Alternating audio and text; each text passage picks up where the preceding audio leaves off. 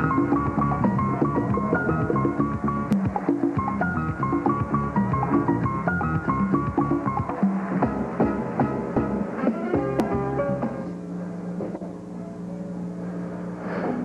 welcome once again to the Old Cow Report, and I'm your host, Chuck Lee. And as usual, Fred, the true Stafford, is not here again. He's lost. We don't know what happened to him. We don't know if he's out in a snowbank or whatever. And of course, he would have to be up farther north being a snowbank, but you know how he is after he's been out there for a while. So we're going to have a lot to talk about tonight here, and this is live, September 23rd, 1996, and we will be taking calls on the other line as soon as we figure it out. We got one line that's going to be tied up because I already have a guest on that line, so you'll have to call up on the other line that we flash on the screen as soon as Roy figures it out. And of course, I'm speaking of Roy Rogers Hoff Sr. as opposed to Roy Rogers Hoff Jr., who's related to Roy on the other side of the family.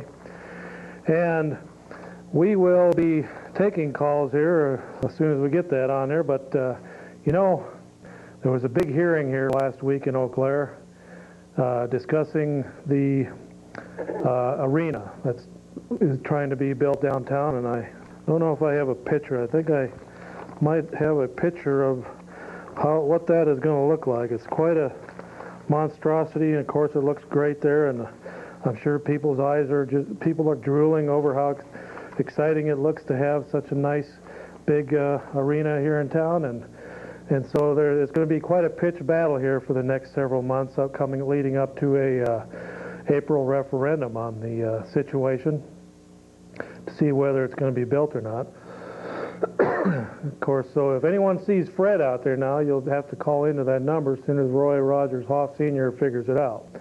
So in the meantime, we're going to bring on our guest here, and we're going to just talk a little more about the whole arena subject, and you'll be able to call in on that as soon as Roy Rogers Hoff figures out the number.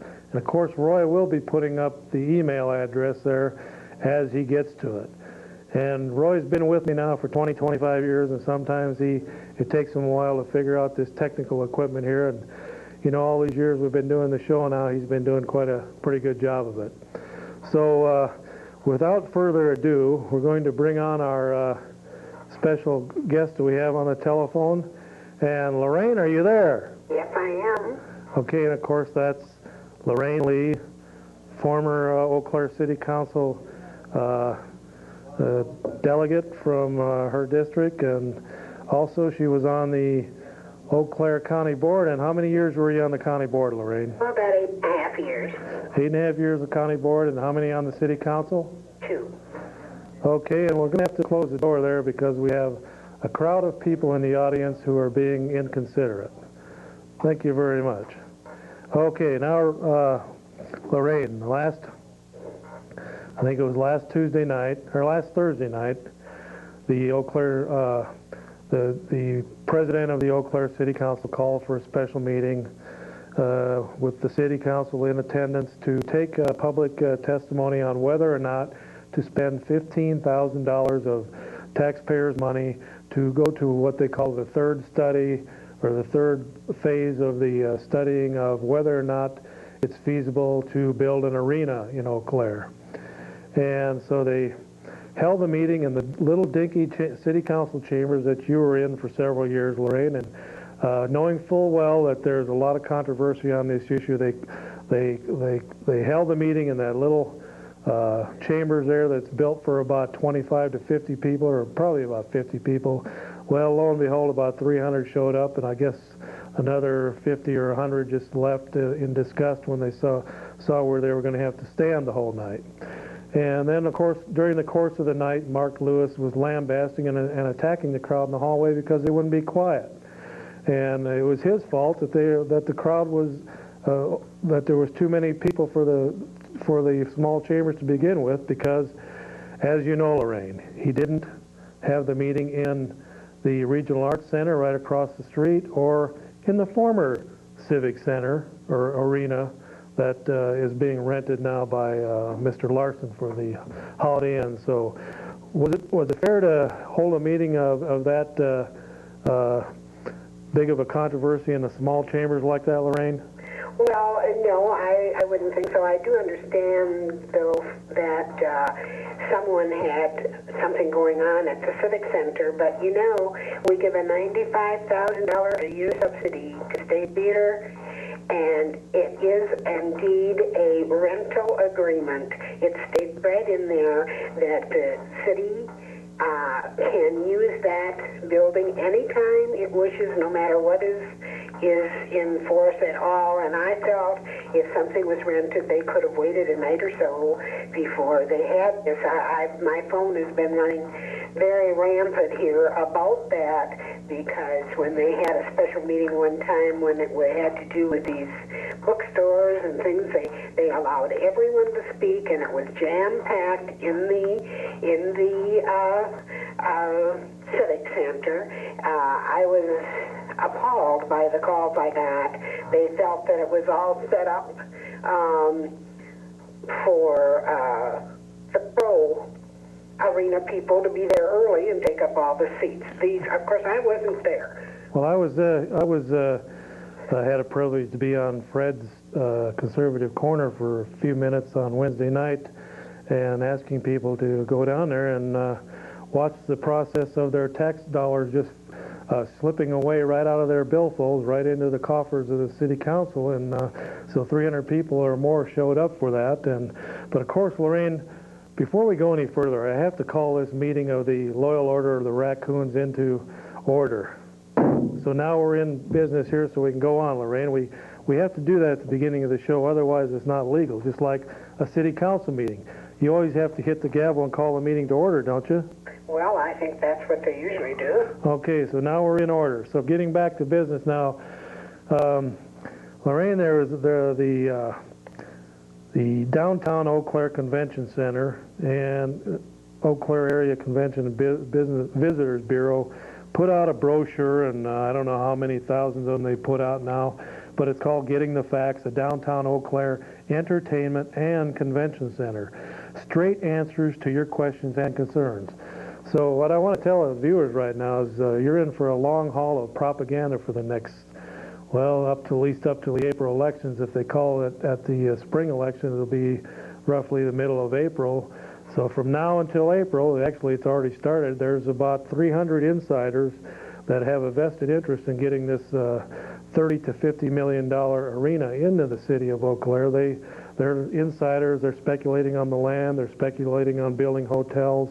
These people are insiders that are going to make the big bucks up front by getting this thing in. The consultants and the unions that will be building it, and then of course the Democratic-controlled unions that will hire the people in conjunction with the leftist-leaning city council that will make sure that all of the jobs that are created will go towards to their cronies, to their families, and to the unions, because it'll end up being city jobs. And so whatever amount it is, whether it's 150 or 600, they've upwards now close to almost 600 jobs that they're promising the people of Eau Claire. If you'll just give us the $30 to $50 million to build the arena, to buy up the 25 acres of land, to build the roads, the sidewalks, to upgrade the riverbanks, and to put in the lighting. And I mean, there's 20 acres of concrete that's going to go down just for the parking area, or asphalt, whichever the case may be. But everything, Lorraine, from the Eau Claire River north to Madison, and from the Chippewa River east to Farwell, is pretty much going to be leveled and bulldozed down to the basic sand, and then they're going to start from scratch and put in an arena there with their 20 acres of parking and the whole works. So the NSP building is going to be bulldozed out. The downtown post office is going to be wiped out. All those businesses down there, from the river to Madison Street. I think the businesses fronting Madison will be spared, but quite a few businesses, houses, all that'll be taken off the tax rolls and put into a non-taxable situation. Roughly 25, I'm guessing between 25 and 30 acres of land down there. Prime downtown real estate is going to be taken off the tax rolls and put into this arena deal, which will have to be run by the city. Who else can run it, Lorraine? Well, Well, I don't know what they are trying to tell people, but people better wake up and use their head when they say there's going to be no tax money. Well, who is going to replace the money that comes into the city for taxes on all that land? That's going to have to be made up by the taxpayers here. Right, all that land that goes out of the tax base will have to be covered by all the other taxpayers. That's what I'm saying, and they believe all that. They are acquiring all this land. I'll tell you, Chuck, before I left the city council, this had started, and I had talked to Don Norrell, and Don, to me, has always been upfront when I have asked him anything. At least so far, that's what I've found. And I told him right out when they started talking about demolition and all the things they wanted to do on North Barstow Street, I said, I smell an arena. Don told me point blank, the only way that can come about, Lorraine, is if the county board has a sales tax, county sales tax, and gives us the money. That was Don's answer to me. And if the county board needs to start talking about a sales tax, it's beyond my comprehension. If they're going to sell the center of care, get rid of the landfill, they don't need any sales tax. Well, Lorraine, you think about it, it was a breath of fresh air when the county board started getting rid of some of these money losers, like the center of care and the landfill was bleeding red ink, and they're going in the right direction. But then here we have a city council that's going in the other direction. They're wanting to strap onto the taxpayers of this city anywhere. Well, who knows how many millions have already been poured into this into the upwards of 50 million by the time they're done, not 21. I can tell you that. Another thing that really bothers me, that this has been going on for 25 years. I have in my possession, after I had written into the Voice of the People some time ago about the convention, and someone wrote in, well, it's not the Chamber of Commerce. It certainly is the Chamber of Commerce. I have in my possession my copy of coercement and of the county board and the demand through a resolution for a sales tax for the arena.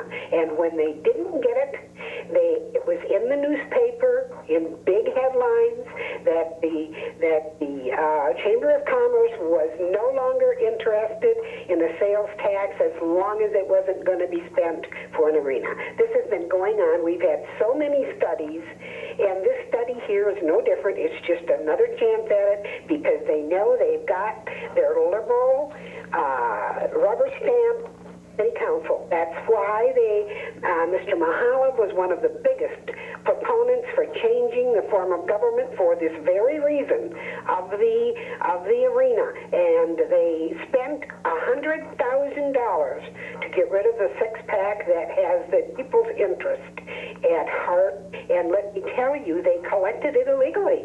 It was right in the newspaper. Our district attorney said it was illegal. Of course, he didn't do anything about it. Well, Lorraine, now when you're speaking about the six-pack, you're talking about the city council from what, 2 terms ago, about 4 years ago now? Yeah, going on 4. Mm-hmm. Okay, Lorraine, well, getting back to the present now, okay, the governor of Wisconsin signed into law some reforms in the area of school taxes, where what it boiled down to basically in Eau Claire is if you own about a $60,000 house, you're going to get a little present this year. Your taxes are going to go down about $300.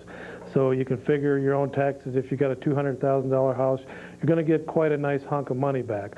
Well, lo and behold, the taxing organizations in this area, when they saw that money was freed up, was forced by the school board, the Eau Claire area school board was forced to give that money back to the taxpayers by law that was passed into effect by Rob Krybeck and Dave Zien, and Governor Thompson signed it into law, which forced the Eau Claire school system to start giving back some of the taxes that they've stolen from the taxpayers over the years.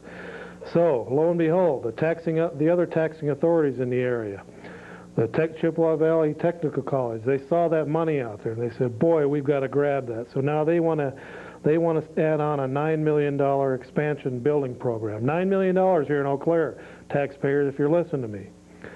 They want to put that onto the ballot here pretty soon, in April or whenever they can run it through, or some special Saturday election when everyone's up north hunting or fishing or whatever. So that one's coming online now. $9 million.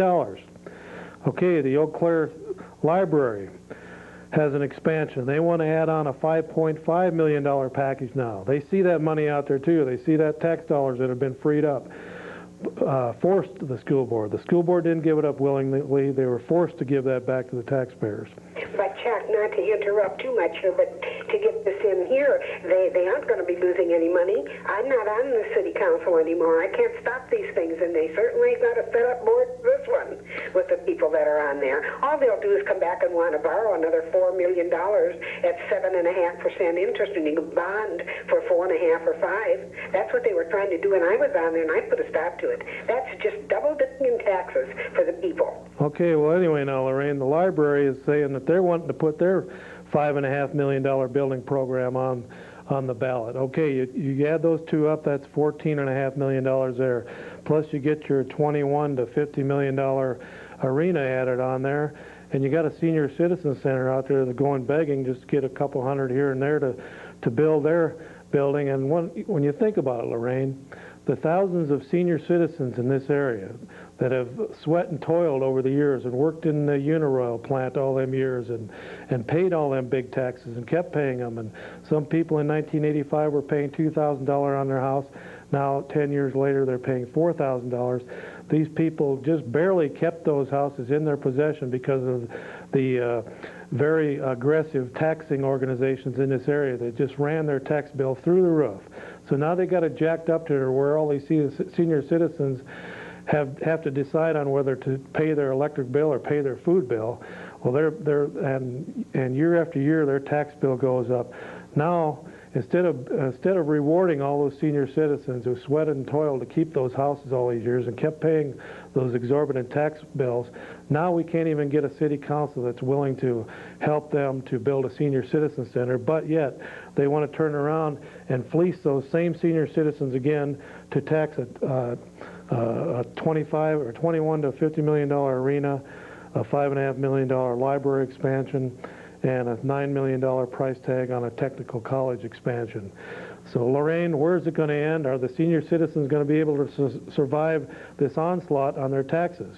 Not unless they get involved in the organization that is being formed.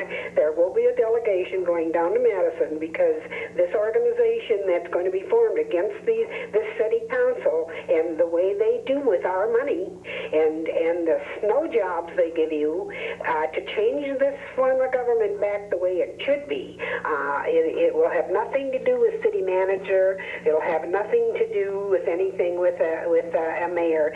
This is just the council. This council is going to keep on and on and on, and they will do everything the chamber wants. Every one of them have a special interest. I cannot understand how we can keep these kind of people in office.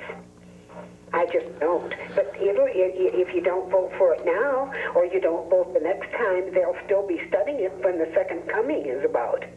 Okay, Lorraine, I wanted to read something quickly from this brochure that the downtown Eau Claire Convention Center, care of the Eau Claire Area Convention and Visitors Bureau, put out, and they're trying to give us all these glowing reports about La Crosse's arena and civic center. Well, first of all, La Crosse is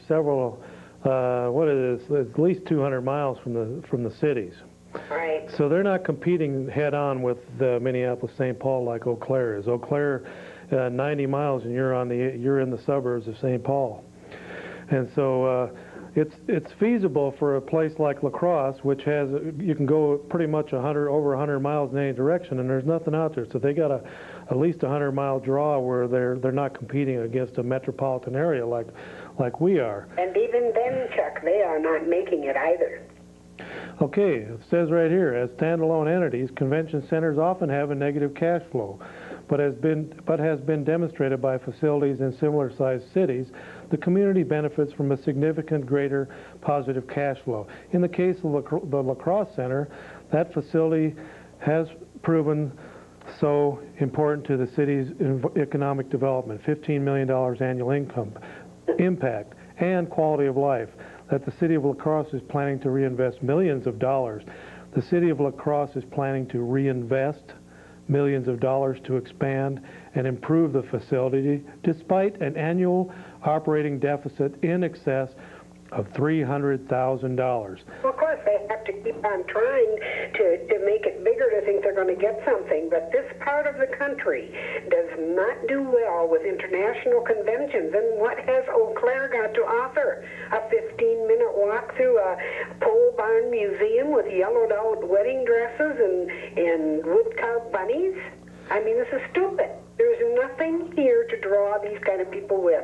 I was co-chair for 6,000 people in Milwaukee to a week-long convention, and we had trouble there finding enough for the people to do. They don't want to sit in an arena on their free time. Well, Lorraine, one guy testified at the meeting the other night. He says, hey, you bring in Rod Stewart, and I guarantee you'll make $150,000 to $200,000 in one night.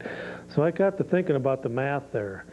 You bring in a Rod Stewart, who was an over-the-hill rock star from the 60s, and they're saying that a 7,000-seat arena, you divide that into 140,000. Now, what's that? How much is that? You're dividing what, the seating capacity? No, they said that it would bring in $140,000 in one night if you brought in Rod Stewart. So you take. They're paying quite a price, but the thing of it is, I have no doubt that there will be some things that are going to do, and especially the first couple of years. But how many nights are people going to stay over here to see a hockey game, to fill up the motels? Well, I'll tell you, Lorraine, a lot of people want to pay $10 to see a bunch of 18-year-old amateurs play hockey. Think about it, and they'll be able to do it every night, Lorraine. They'll have to do it every night that they have the games here. They'll have to pack it out, and they'll still lose money. But the thing is, Lorraine, it's never going to make money. We're only 90 miles from Minneapolis-St. Paul. You cannot compete against a metropolitan area of several million people like that up against a small area here where we got 80,000 people. You just can't do it. You cannot keep a place like that running full blast day after day, year after year, and expect to make money, especially when you got all these other events, Lorraine. You got several other events in town. And if you also think about it, the Regional Arts Center can't fill their building when they hold a concert. Several of the concerts have had to be canceled. Zorn Arena there, they're going to still have their events. They're not going to just let that thing sit there empty. And what it's going to basically boil down to is you're going to see an onslaught where they're going to convince these college students in town to vote for an arena, and the taxpayers are going to suffer for it because they're going to whip the college students up into a frenzy about all the great bands and great events they're going to bring in here. And just think, college students, you'll be able to get it at a discount because you're a student. We'll stick it to the townies. We'll make them pay $15, but you're a student. You'll only have to pay $7. That's what'll happen. So, of course, the students will jump right on that and vote for it. That's what they're going to do. They're going to use the college students of this area to ram that thing down the townies or the local people, the taxpayers' throats. And the taxpayers will be footing the bill from the first brick that goes up until they tear the thing down or until they give it to Larson for 10 cents on the dollar down the road. After the blossom is off the rose and all the dust is settled and all the insiders have made their money off of it, and the thing is sitting there in bankruptcy, then they'll sell it to Larson for 10 cents on the dollar or 9 cents on the dollar, and they'll come back and tell us what a great deal we got out of the whole thing. Yeah, I know. I just don't know where it's going to go. I just know that people are really up in the air this time. I have had such a busy telephone that it is terrible. I don't know what they think I can do about it. We all tried to warn them. If they put these people on the city council, this was what was going to happen. And it's happening, and it will happen. But I will tell you, we're going to fight it. We are going to fight it as best we can, and the people that have talked with me, this time it's not going to be like they did with the organization called ACT. It isn't going to be some small meeting in a garage someplace. We are now working on a place that will hold enough of us to get organized and get down to Madison and get all of that stuff taken care of, because this has got to come to an end. How do they, maybe most of the people who are really residents here and have been for years, do they want this downtown?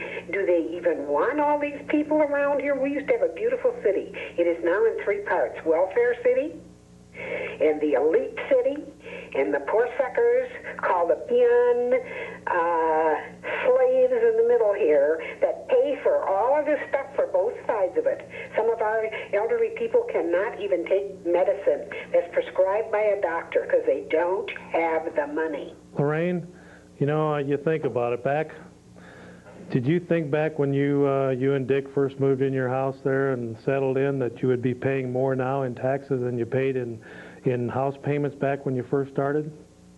Well, I guess, like all young people, sometimes a person doesn't think enough about that. But I can tell you that they've set us all up. Now, my taxes increased 47% on a small home that we have. Okay, you and Dick are on a fixed income now. You're both retired? That's right. You know, my mother is one of what they call the notch babies, so she only gets, I think she gets $300 a month. And I don't see, my mother could not live, even with a $40,000 house in this town, my mother could not make ends meet if she had to pay the taxes on a $40,000 house. They're just totally outrageous, and the taxpayers are just totally being ripped off in this state. And on top of that, we're just a hair over what you can be and get homestead. But by the time we pay our full ball of wax on the taxes here, we're worse off than the people that get homestead. Much worse off. Well, Lorraine, we could go down to City Hall and look up your taxes, but is it putting a dent in your budget since you're on a fixed income? I'm just using you as an average senior citizen that's on a... And it's going to be a bigger dent. It's going to be a hole, not a dent, pretty soon with this kind of stuff. And do the people realize that they want to build another hotel downtown and it'll all be a TIF district? So that means these people, if they do come in here, are not going to be paying any taxes to the schools at all. They will just be paying a form of tax until utilities and things are in. Okay, Lorraine, you were on the board when the old Civic Center was still running. Yeah. And how many people would you say were working over there that were on the city payroll? Less than 10? I would have to confess that I don't know. There was there was a manager there. Yeah, they had A couple janitors. right, and I think it's the same thing though as anything else. If you don't have an event, you don't have much of any activity on the workers' end of it either. It's all part-time stuff. Okay, Lorraine, they're saying right here in this brochure, once the convention center opens, the complex will generate 570 new permanent jobs with a $6.5 million annual payroll. Well, I would compare that to the 16 jobs that Larry Wright promised this community when he got his nice, great big loan from the city. That was the same thing he ever did. He hired these people at times when you sell a lot of flowers at holidays, and they're immediately laid off, and they were not above the minimum wage either. And this is the same thing. It's a snow job. Well, right here, they're giving away one of their secrets. Lorraine is telling right here what some of the insiders are going to make. Mm-hmm. Okay, listen, the peons down at the end of the supposedly these 570 permanent jobs, I still can't figure out how it's going to take 570 people to push brooms and sell hot dogs, and it's just totally out of whack. It's a stupid, ridiculous figure. But anyway, Lorraine, they said the jobs are going to start between $5 and $7 an hour for the entry level, all the way up to six-figure management level. Now, six figures is over 100,000 or more. God, Norrell and Wampler ought to quit their jobs and try to get in over there. So there's going to be some lucky insider that's going to get that six-figure management job. I wonder if that's going to be Linda John or one of them insiders that are just telling us how great this is going to be. If I was looking at a six-figure income down the road, I would tell a lot of fairy tales too, Lorraine. How about you? No, I don't think I could even do it. Well, the phone's ringing off the hook in the other area there, but evidently we don't have anyone taking messages, Roy. Where are the messages at? The phone's ringing off the hook. Well, I'll tell you, when you try something new like this, Lorraine, you always have a few bugs in the system. Well, I'm sorry I couldn't honor your request and come down and be on the program, but, you know, I have my reasons right at this point, and I want to get things taken care of here so that I've got all the time I need. The only thing that makes me angry is I'm falling behind in getting my book finished here with all the things that I've had going on lately, but it'll get there. Maybe I shouldn't finish it yet. It'll probably have quite an exciting end to it. Well, you know, Lorraine, there's all kinds of fabulous little paragraphs in here. Will it cause property taxes to go up? Would a convention center benefit residents? Won't only downtown businesses benefit? Would one work in a city of our size? Would it create only low-wage or no-benefit jobs? Won't downtown growth bring more crime? Why do we even need a convention center? Why do we need a new convention center? Would you say it's a done deal? Won't property taxes fund operating deficits? Why doesn't the private sector pay for it? Well, let's read this one. Why doesn't the private sector pay for it? If this is such a great deal, Lorraine, and it's such a moneymaker, why don't the Larsons and the Linda Johns and all the insiders that spoke the other night, and of course, if you watched the video that Public Access aired on Saturday that was taped down at the City Council meeting last Thursday, you notice all the suits that came in and told us how great this is going to be. Of course, those suits are the ones that are going to line their pockets out of the whole deal, to the expense of where the taxpayers are going to have to foot the bill so that those suits can buy nicer $300 suits so they can come down and tell us in their nicer suits what a great deal this is for us. But anyway, some of the people that spoke noticed that too, that most of the people that were for it came all prepared with their typed up statements, and they were dressed like they were going to a church or to a funeral, I don't know which. But they had some glorious, great things to say. They even brought in a guy that's going to be running a new convention center down in Madison. Of course, he was telling us how great it was. And one of the city council members asked him how he came up here, and he says, well, I called Linda John and asked her if I could come up because it's just so great that we should have an arena up in the northwestern part of the state. Well, yeah, it's so great for him, but what about the people that are going to have to foot the bill for it? But anyway, it's here. Why doesn't the private sector pay for it? Convention centers and arenas aren't usually private sector owned, so it tells you right there it's going to be owned by the city. And taxpayers. Because the profits derived from such an initiative are very broad-based. So as convention centers benefit the entire community, units of government are the most logical owners. So in other words, Eau Claire City Council is going to own the thing, and where do you think they're going to get the money to run it? Well, I would imagine that we're going to owe the First Star Bank one hell of a lot of money. As standalone entities, convention centers often have a negative cash flow. But as has been demonstrated by facilities in similar-sized cities, the community benefits from a significantly greater positive cash flow. In the case of the La Crosse Center, that facility has proven an important to the city's economic development. So I read that part. Well, the phone is still ringing off the hook, and evidently we don't have anyone that can take a message in there and bring it in here so that we can give you some questions, Lorraine. We've got dozens of people calling in, but we don't get any questions coming in here. So I don't know what to tell you, Lorraine. I'm sorry about that. Well, that's just fine with me because, like I say, I will be addressing 2 organizations now this next month. We'll get our word out. Like I say, we're going to have a lot of fundraising, and the people that have called me already are willing to part with some money on this deal. They think it's just presumptuous of these people that claim to be stakeholders in downtown to blatantly say in their report they know that this isn't going to please the public. They know that this is going to be most unpopular. So therefore, we've got to act immediately, and that's what the stakeholders report says. Now, how insidious can you get? Okay.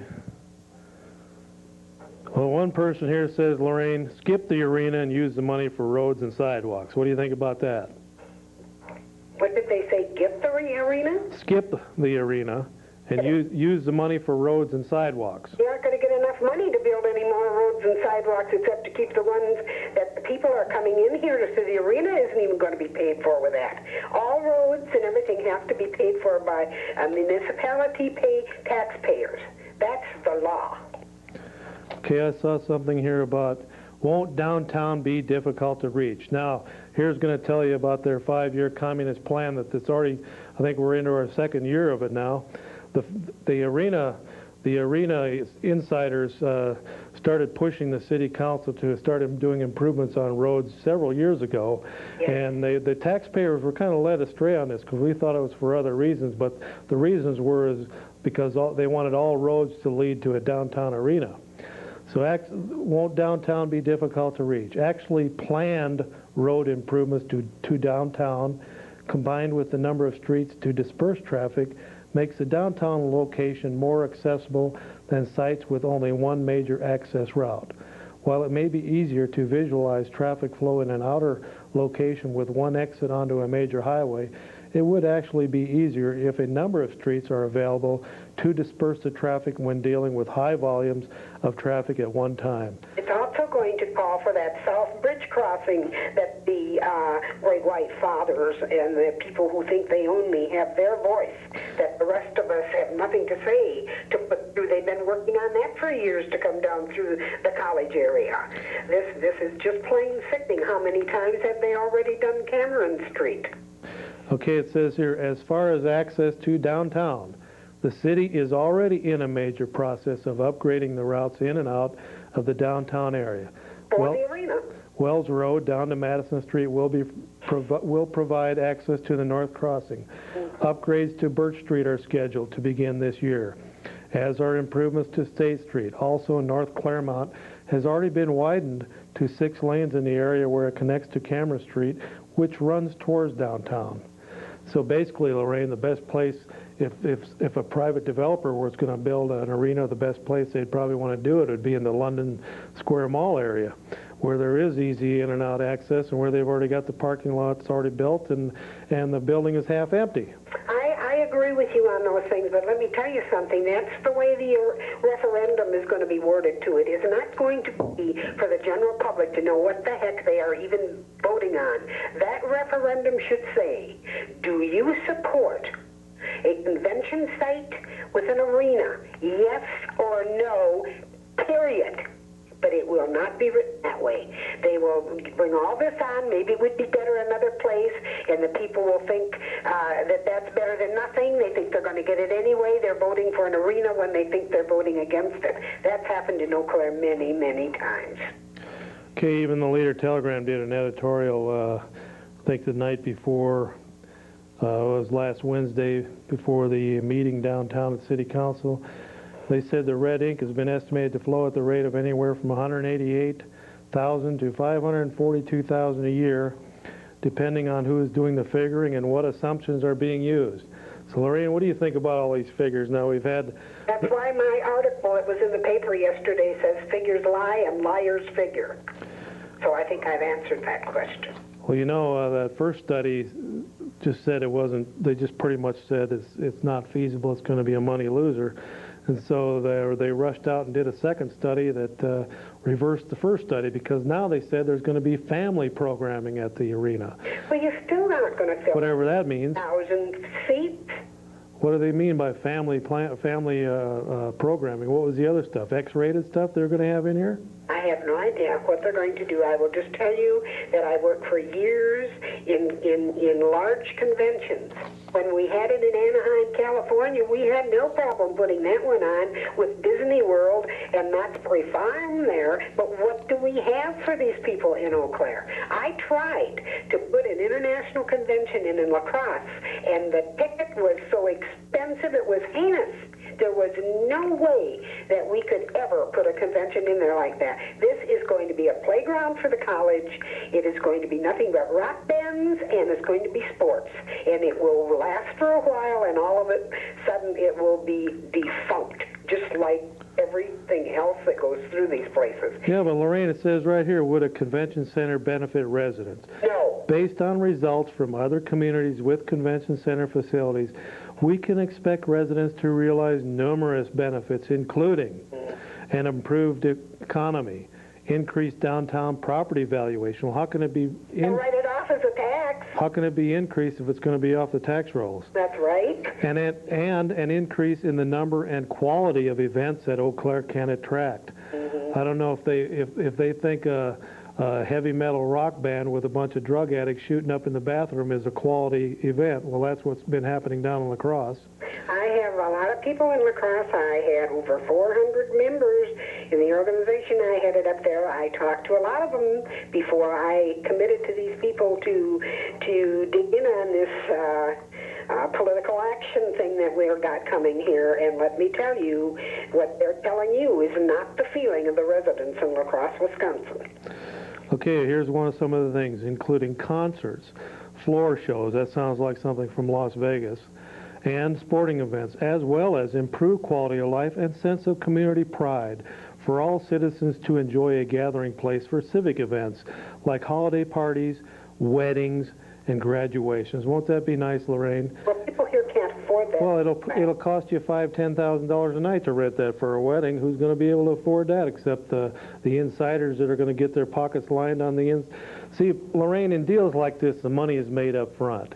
It's not made down the road. The speculators, the insiders, they're making their money at the front end of this deal. That's where the money's going to be made for the people that are pushing this. And then of course, they're going to have some smooth-talking manager at $100,000 or more, because it says 6 figures right here, that's going to tell us how great the events are going to be. But how many, with the taxpayers being fleeced like they are, how many senior citizens and working stiffs in this area are going to be able to go down there and shell out $15, $20, $30, $35 for the events? They can't. For the Barbara Streisands and the They aren't going to come here. Rod Stewarts. They aren't going to come here because they'll get it all set up no matter how beautiful and how big your arena is, and you're going to have to cancel because you're not going to sell enough tickets to pay for their trip here, let alone what they charge an hour to entertain. Okay, the Regional Arts Center down there with 1,000 seats, they've tried to bring in groups that would fill 1,000 seats. They haven't been able to. No, because the people in this district don't have the money. And putting an arena here is not going to make us richer. It's going to be worse. Our taxes are going to go out of sight. Okay, here's another convincing reason, of course, for the insiders that want it downtown. They're saying, why not just convert an existing facility? Well, for many reasons, but most importantly because it's not economically feasible. So it is economically feasible to fleece the taxpayers for $21 to $50 million, but it's not economically feasible to maybe take like a London Square Mall and refurbish it. Who are they trying to kid? Well, I don't know, but I will tell you that there were some certain organizations that were booked up down in Stevens Point, and they had to go back and call that back that they couldn't take care of them every year because they couldn't do it at price. And the people couldn't afford it, so those things have been canceled. Okay, Lorraine, one of the callers here said, asked the question, isn't this just a way for a handful of insiders to make some quick money? Of course. Of course, but they might not make as much as they think. Okay, going back to why not convert an existing facility. If London Square Mall or another site like that were purchased and converted, we take a property tax-paying facility from the tax rolls. Of course. For use as a public facility. Well, what do they think they're doing with the 25 acres downtown? Well, that's not all. Listen, I all but got down and kissed the bottoms of the soles of their feet trying to get them, when I was on that council, to take down that old boarded-up, terrible-looking shack at the end of Madison Street Bridge and have that company with the gas station either clean it up or take it down. And you know what their answer was to me? Why, we can't do that. It's so contaminated that we would be responsible and it would cost too much money to clean up this contamination. They never worried about the flood area up there before, but now it's taken down. It was just like going into the ghetto area to come into the part of town I live in. And I tried, but they could not afford it then. How come they can afford it for the arena? What is it costing to relocate these people and buy their homes? We are already paying for that. Okay, yeah, every business that is forced out by the city of Eau Claire has to pay a relocation fee where they set up that business in a new area and give them a certain amount. Do that for private residences also. Mm-hmm. So what do? They buy the resident a new house in another part of town? I would imagine, depending on who you are, of course. Or they pay the landlord. Bound or not. Well, most of that property down there has been speculated to death now, and it's owned by realtors and landlords. I don't think there's much home-owned property in that area right around north of the post office. I think that's all pretty much speculation property in there, Lorraine, so I'd hate to see the prices on some of that stuff now that the insiders have been selling it to each other and trying to run the price up on that property. Getting back to this again, Lorraine, this is totally ridiculous. It says here, if London Square Mall or another site like that were purchased and converted, we take a property tax-paying facility from the tax roll for use as a public facility. The opportunity just doesn't make any sense. Well, it doesn't what they're doing here either. Well, why does it make sense then to take 25 acres of land off the tax rolls? Well, I don't know. You'll have to ask Larry White if he's been doodling on his napkin lately. Thanks. Well, That's the answer. I mean, that there is a totally ridiculous statement there. They're sticking their foot in their own mouth there by they're trying to bait us here into believing that if somebody buys like John Menard buys London Square Mall and makes it into an arena, that it will take property off the tax rolls. Well, what in the world do they think they're going to do up there with that 25 acres they're going to take off the tax rolls? Oh, they're hoping no one's smart enough to figure it out. Okay, Lorraine, here's a question here. Why was the city council considering FEMA dollars to purchase Forest Street property? Why was the city council considering FEMA, that's the federal emergency dollars, to purchase Forest Street property? Well, I would imagine they're tying it in with a flood zone, but it never bothered them before. They haven't had trouble with flooding down there for a long, long time, really, after the dike was put in down there. I know there's some backup of water, but so is the farmer's store. Okay, so they're talking pretty much from the bus barn up there down to Madison, I suppose, all that right along the river there. What are they going to put in there? I wonder, picnic tables? Which FEMA is purchasing. They've already tore down several buildings, and they're starting to look pretty barren up in there. Oh, yeah, there's a lot of homes out of there, sure. It is turning into a green space now, but I think that just happens to be where it's at. FEMA ordered that cleared out because of the flooding. Of course, there's another area there by Owen Park where they look like they're going to move some houses down in that area because of flooding, too. Well, it's worse down there than it is up on Forest Street. Yeah. So I don't know if that directly ties in with the arena, but because that's federal money that was earmarked to get those. Well, that should have been done a long time ago then, shouldn't it? Or has that money been laying around? Well, I guess FEMA is the Federal Emergency Management. It's a federal government agency, so it's tax dollars that's buying those properties and having them tore down or moved out of there.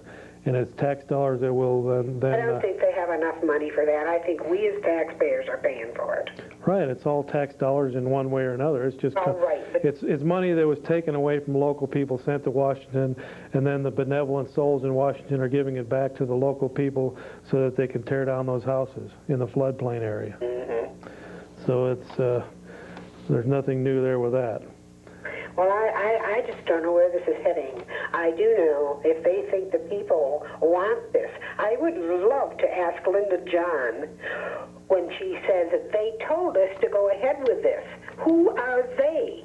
And then Howland starts yelling his head off about, why is anybody rebutting this? It's part of the comprehensive plan. Well, who writes the comprehensive plan? A handful of people. Handpicked by the city council, mostly. Well, I would say more. The city council's not running the city. The closest they ever came to it was when we were on there and held these people down.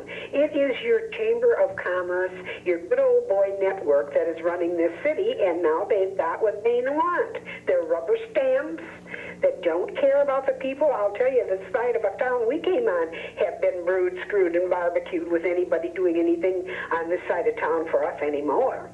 They didn't even finish up the things I had already started. Well, Lorraine, you know, we're looking at this, and that $15,000 doesn't seem like much, and we'll pretty much be prophets here and prophesy that the city council is going to go ahead and approve the I'm sure they will. the 15,000 tax dollars to get the third phase out, which is kind of it's kind of a cheap amount there. It seems like the first and second phase cost a lot more than that. But I know that, Chuck, but it's the principle of the thing. They said no tax money would go for this project. They're lying through their teeth. I would dare to say, Lorraine, with whether it's $10 or $15,000. I would dare to say, Lorraine, with the restructuring of the streets and stuff, they've already got probably over $1 million already spent. Oh, that's as conservative as the first article I wrote. I know I'm very conservative, but I must have really had a conservative day that day. Well, if you look at that 5-year plan, there's a lot of stuff that's already been done. And the culmination of that 5-year plan was the year 1999 with an arena built. Right. Okay, now Don Norell says that the city's in trouble. The tax rate, that the taxes are going to have to go up at least 11%. That's not counting the 20 policemen and the 20 firemen they want to put in here, plus trying to repair some of the deteriorated roads and sidewalks, and just basically inflation. And so I can see nothing, Lorraine, but people that are actually going to be forced over the edge, and they're going to be forced into nursing homes, onto the streets, are going to be forced out of their beloved homes that they paid through the nose for years, just making the house payment and the exorbitant interest on that house payment to get it paid. And then they say, finally we got it paid, and then they've got a tax bill staring them in the face that monthly equals what their house payment used to be, so they don't have it paid. Right. They're living in a house that they still have to pay a monthly fee to that is more than what their house payment was. But with these increased taxes and with the other vultures out there, Lorraine, just waiting to jump on that tax money that the school board was forced to give back, I don't see where the tax rate is going to go down. I can see where it can skyrocket in the next 5 to 6 years. Oh, it's going to. They know that. They aren't going to admit it. When you can be so presumptuous as to make the statements in that stakeholders report, they're telling you right out they're working behind the people's backs. We've got to move right now before they catch on, is what they're saying. Okay, Lorraine, and another thing is that there'll probably have to be some kind of bonding to scrape together $21 to $50 million. Is that going to go to Mahovlich's bank or what? Well, I'll tell you, I'll let you answer that one. I have my own thoughts on his special interests. It'll go through. They'll get the money, and they'll get about half of it done, and then they'll walk away. And then we're going to have the bawling and squalling of the people that live in the city of Eau Claire, the big wigs, of saying, well, my goodness, all this money is in it. We just have to finish the project. Okay, since he's in the banking industry, and I think he's a vice president or whatever of First Star Bank or whatever bank it is. Also, one of the.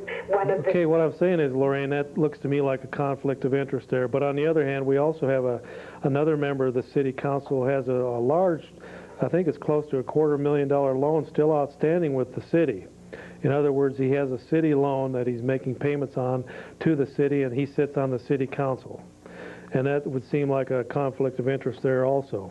So we have at least 2 members of that city council that would probably have to be fair, would have to sit out any kind of vote on that. That's what I said in my article, and here's the thing. Also, Tom Mahalev is the head of the study committee for this convention thing. He is so bent on this that he was the biggest advocate there was to illegally change the form of government with the help of Ted Fisher. He knew some of that stuff was against the Wisconsin statutes, but he says, well, we'll just make it home rule. Well, Lorraine, Not running our city. Lorraine, there's a whole bunch of people that have called in here tonight, including one of your friends, Dennis Berry, and some others that are going to want to get on this show here, and they're going to want to talk about this arena. And there was some very excellent anti-arena people that spoke the other night. I was really, Sure there were. I was really excited to see that there's some intelligent people that have come out. They've seen through this here white elephant. A lot of people even called it that. They see where the suits are moving in that are going to try and make some big money off this up front. I'm telling you, the bankers, the people that are going to build the hotels, and the people that are going to build the arena, they're the ones that are going to make the money up front. That's where the money's going to be made. And the suckers are the taxpayers who pay for it for the next 20 to 40 years. Well, why don't I bring off here and Lorraine, what's the name of this group that has already been formed now that's going to be one of the catalysts to stop this in the next several months? we're working on it now. We're not going to be a small group this time. There's too many people who have really had it this time around. Well, this affects every taxpayer in town. I would assume that you'd have to build an arena to put them in it, to have the meetings. Well, we want a delegation of 10 people to go to Madison, and we're going to get everything, because we are not going to be insidious backdoor politicians the way Pearl Claire was. With Mr. Mahalov, one of the biggest advocates they had to get this thing through and screw the people. Well, Lorraine, they got a 2-year head start on the group that's forming here to stop this now, so they got their work cut out, and I guarantee it's going to cost some money. It will. We'll have some fundraising, but nobody should be ashamed or you can't go up against. Put in 20, 30 bucks. They'll pay a heck of a lot Lorraine, you're going. on their taxes. Lorraine, you're going up against millionaires. You're going up against. Right, we'll get You're going up the against. word out. You're going up against political action committees. You're going up against the Chamber of Commerce. You're going up against the City Council. You're going up against people that make it a living to take taxpayers' money and create things. Well, just a minute, Chuck. We went against those same airheads when we changed the form of government. They didn't think we could do it, and we did not have the money. But this time we'll have enough money to pay for a few things and get it out there. Use your program, and I have been asked to be on others. And I'm sure Mr. Berry has.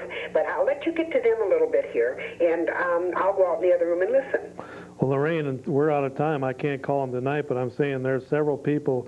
I've got over a dozen names here of people that probably some of them spoke on Thursday night, and unfortunately the way we have the phone system set up here, we haven't gone to a system where I can just put you on hold and take a call on the other line, because we don't have that equipment set up here at our new facilities. But we've got, the phone is ringing off the hook. I got all kinds of phone numbers here of people who wanted to be on and speak, and so hopefully we'll set it up a little different. We'll have somebody here live on the set here next time, to where we can take all the phone calls in, and then we can get people to air their opinions, because I mean there's a groundswell out there, Lorraine, that we haven't seen in years in this area, because the taxpayers have had just one too many straws put on their back. They cannot afford another big tax burden, and we've got 3 of them staring us in the face. We got a library edition, we got a technical college edition, and we got an arena. And then talk about Eau Claire County with the Huber Center on top of it. You got the Huber Center, and you got a senior citizen center. We got some pretty big projects on the burner here, and of course they're all going to be vying for which is the best to go with, and I would dare say that the taxpayers can't afford any of them right now, Lorraine. We can't even afford to fix streets and make a proper street lighting and have safe streets at nighttime and have the basic things in this city. Anywhere in town you look around, the streets are in bad shape. Well, I realize that, but we do have things that we have to do, and they should come first, not greasing the pockets of some of the most insidious backdoor politicians that I have ever heard. Well, you know, I think I read somewhere here where Linda John said the community has spoken, but by God, the community hasn't spoken. There hasn't been any referendum. I was asking her, who are they? There's been an insiders group that's been meeting for 2 years. 20 years. Well, the latest bunch of them have been working very hard the last 2 years to make sure that this thing is brought into reality at the taxpayers' expense, and they don't care what happens 5 years down the line when it's bankrupt. They care about up front, because that's where the money's made. Yeah, they can always move on. Right. Yeah. Or they can always Yeah, move. dedicated to a beautiful city that we used to have. They're not dedicated to that. We're a stepping stone for them. They can move on like Eric Anderson, or they can move into that six-figure management slot. Yeah, well, that won't last long either because the thing just will not fly. Not 90 miles from the cities. The cities can't even keep theirs open. The arenas they built in the cities are money losers. Big-time arenas. Well, I don't know. This has been a very busy week for me ever since that I would not have even attempted to go down to that meeting and stand in a corner somewhere where the elite were seated. Well, Lorraine, I've got 25 phone numbers here, people you're going to have to call. I'll have to get these numbers up to you so that you can, so we can get... Interested in the organization. Right. So we're going to have to close out this meeting of the Loyal Order of the Raccoon. We thank you all for tuning in. We thank you, Lorraine, for being our guest tonight. We'll see you again right here on the Old Cow Report. And don't believe what that leader telegram tells you about when we're on. We were on tonight at 9. Thank you very much for tuning in. We'll see you next time. Thank you, Roy Rogers Hoff. Adios, amigos and amigettes. Good night, Lorraine.